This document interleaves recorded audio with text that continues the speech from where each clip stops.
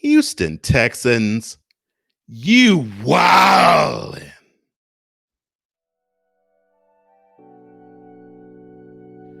Cole Sports presents on the Daily.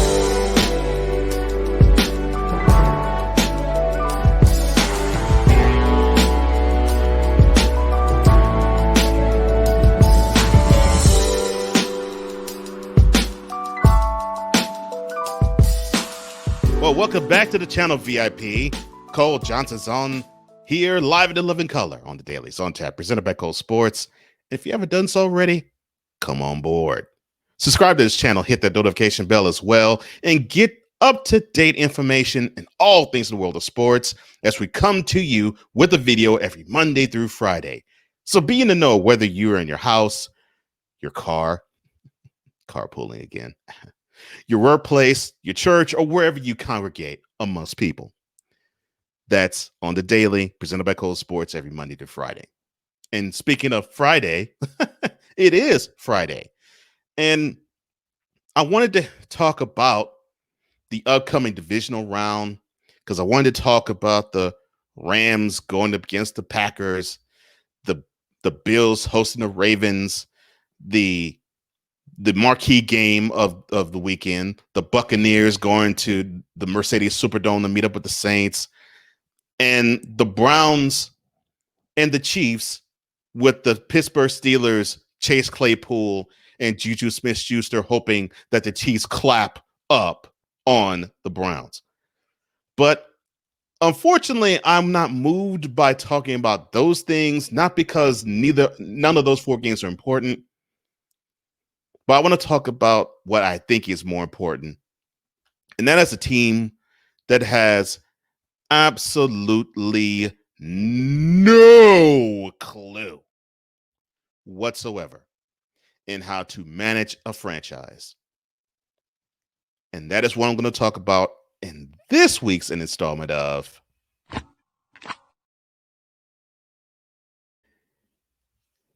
Email Houston Texans. CC Cal McNair. Subject of email: you all suck! Body of email. Let's set the scene and the stage for you. It was this time last year, the divisional round last year, where all of this calamity began. And why would you say this time last year? Well, let me take you back. So the Texans were, I can't say overjoyed, but I would say relieved because they erased a 16-0 deficit to the upstart Bills. Yes, the same one that's now in the divisional round this year. They erased a 16-0 deficit. They beat them at home 22-19 in the wild card round, which actually was the most exciting game in the wild card round. Then they go to Kansas City to play the most exciting game of the divisional round, but not for the reasons of a close game. No. Nobody gave them a chance to even dent the Chiefs. So it was surprising that the Texans built up a 3-touchdown lead going into the second quarter and a 24-0 lead with 10 minutes to go in the first half. But how did that game end? The Chiefs decided to run off a 51-7 run the other 50 minutes of the game. And that 24-point lead with 10 minutes to go in the first half, it turned into a 4-point deficit at halftime. The defeat, 51-31, was sudden. It was swift. It was decisive. And it was utterly embarrassing. But it really meant to me little to nothing to the head coach / acting general manager, Bill O'Brien, because the very next day, the owner of the team, Cal McNair, promoted him to be a full-time general manager. Now, before then, This guy, as acting general manager, performed two moves that were head scratching. One of them was he traded Jadeveon Clowney for two parts of a defense that, even to this moment, they probably aren't even making the practice squad. That was to the Seahawks. To the Dolphins, they traded this year's first round overall draft pick. And if the Texans had it, they would pick number 3. But the Dolphins will, thanks to Bill O'Brien.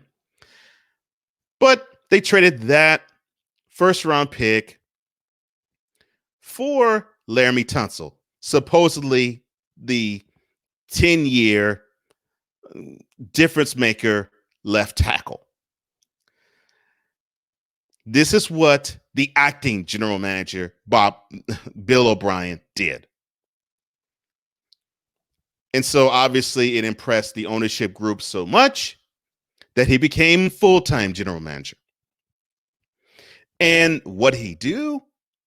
He traded the best player on the team, in my estimation, DeAndre Hopkins, traded him.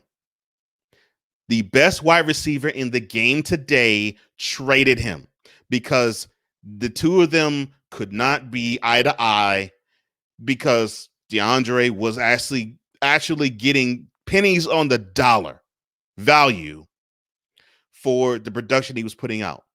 Because, I mean, this is a guy who had a 100 reception season by catching passes with four different quarterbacks.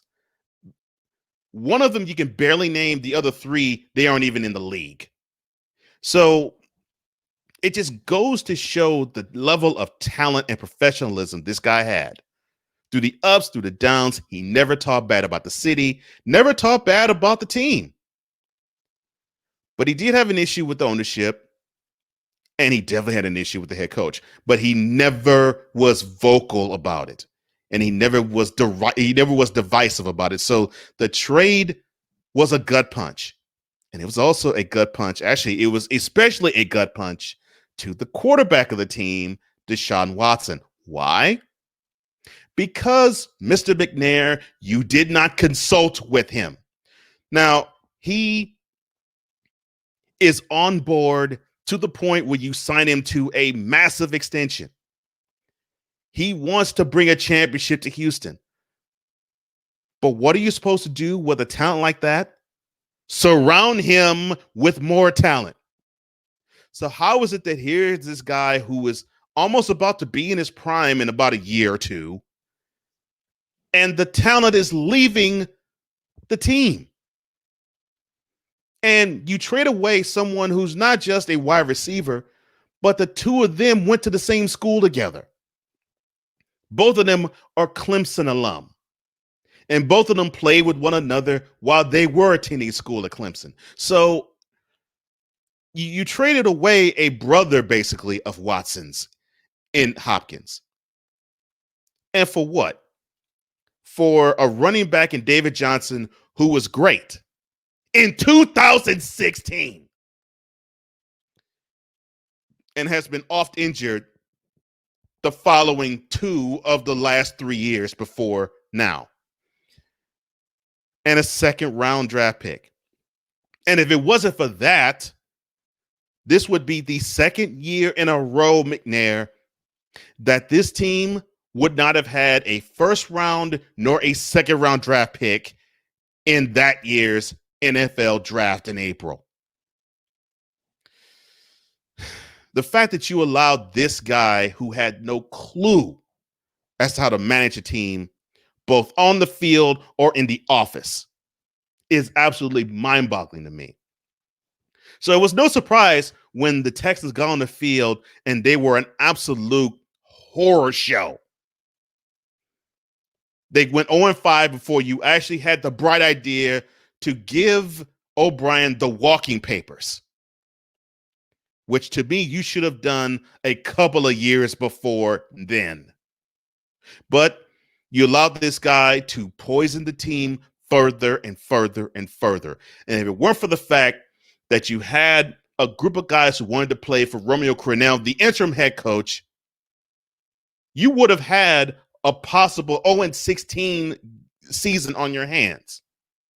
But with the pride of someone like a J.J. Watt on defense, the pride of that wonderful franchise quarterback of Deshaun Watson on offense, that wasn't going to happen. In fact, they got to 5-7. I mean, they got to 4-7. Or they got to 4-7 when it was a possibility they were trying to get to 500, but it wasn't going to happen. They just didn't have the horses. So here it is this offseason. And during the season, McNair, you go to Watson and you say to him, oh gosh, I can't believe this. You say to him, quote, now, whatever decisions we make, we want your input on this. So please come to us and tell us what you'd like to see for this team. And we'll come to you and ask you what you think about certain things we pick, or we'll pick or we'll talk about what your choice would be in whatever, whether it's players or front office organization, whichever side of the personnel line, it doesn't matter. We will ask for your input. Close quote. So we get to filling out the head coach. Now we know Crennel was not going to stay on in 2021. So the search would be on, right? And the name that Watson submitted to the front office was the offensive coordinator for the Kansas City Chiefs, Eric Bienemy. Not surprising, because you want to have the guy who is at the helm of the most powerful and most potent offense in the NFL, and he gets a shot to be the head coach running a team with a franchise quarterback that can run whatever system Bienemy were to employ. Hopefully, he would employ the same system that he's operating in now and under now in Kansas City and Houston. This is what Watson was thinking, and I'm sure that's what he told you, McNair. But what do?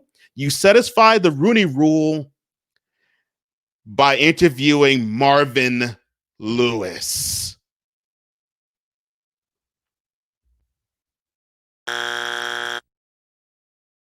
And if that isn't bad enough, we have to fill a GM, because the team has gone without a GM ever since you fired O'Brien. And in my opinion, you've gone without a GM for a couple of years. And so you actually get his input and say, okay, who do you think? And he offered a couple of names, one of them being Louis Riddick. Yes, the same guy who is an analyst on Monday Night Football, doing a wonderful job. And he is one of the brightest minds in the NFL, period. Surprising he doesn't even have a front office job anyway, but that's besides the point. So Watson gives you those two names. The firm that you ask for input and research on give you the same two names. But who do you hire? Nick Cesario. And who is he? He is yet another in a long line of ex-Patriot hires by the Texans. You've hired Mike Vrabel. You've hired Romeo Crennel. You have hired Bill O'Brien, and now you've hired Nick Cesario. And it is absolutely mind-boggling to me that you all go to the same well. And did Watson like the move? I would say this would be the answer.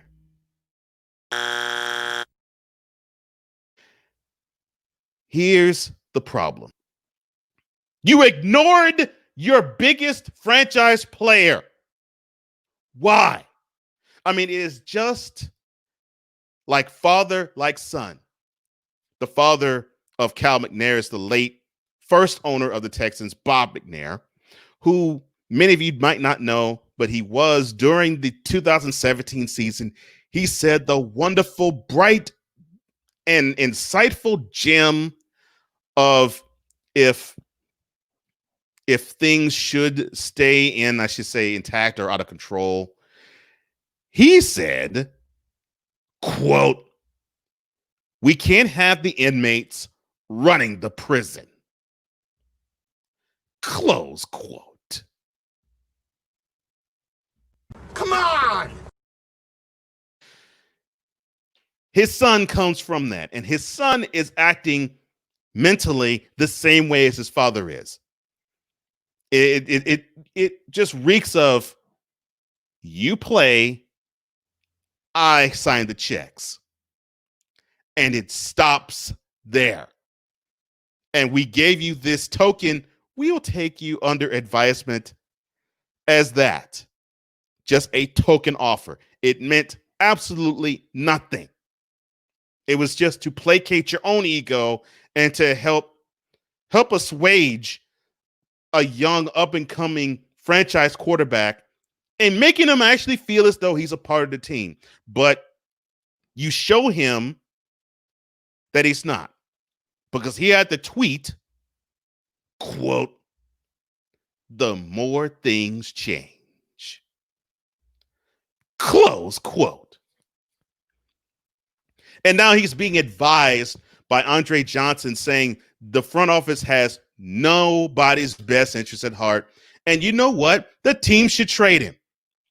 And now Deshaun Watson, the classy guy that he isn't saying that he should be traded. He isn't saying that he wants to be traded.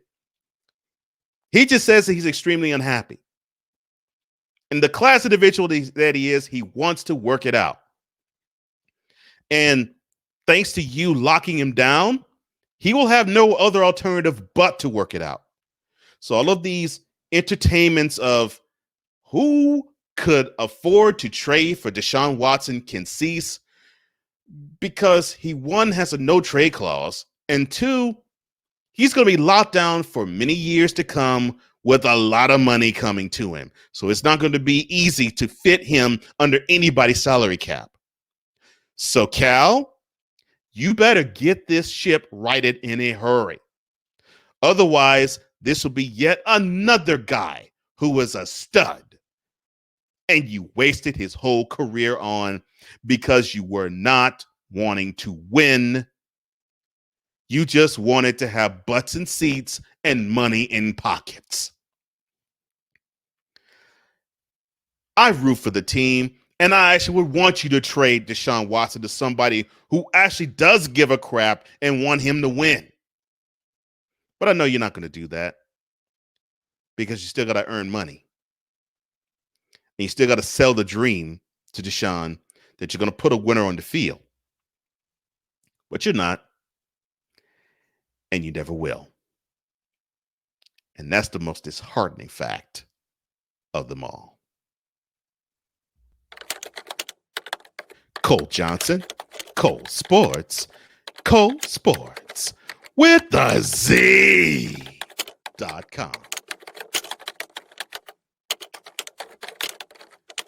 Now, if you want this shirt that you see right before your very eyes, the description box below has all the details as to how to get it, where to get it, and how to style it. And if you think that Deshaun Watson will be traded, I want to know if you think he's not going to be traded and the Texans will still keep him and actually do right by him. I want to hear that too. In either case, VIP, like this video and share throughout your social media. Comment below, because I want to hear what you have to say. Your comments are absolutely gold to me. Don't forget, hit that notification bell and subscribe to this channel for any and all content that emanates from here. Well, that's all the time I have for not just Friday, but for this week. Thank you so much, VIP. You all are absolutely knocking it out the park for me, and I love you for it. Thank you for hitting the subscription button. Thank you for commenting. Thank you for showing your love to me and for the YouTube channel that has Cole Sports on it. For all of us here at Cole Sports, thank you so much. I love you, VIP. This has been yet another installment of Cole Sports on the visual and on the data.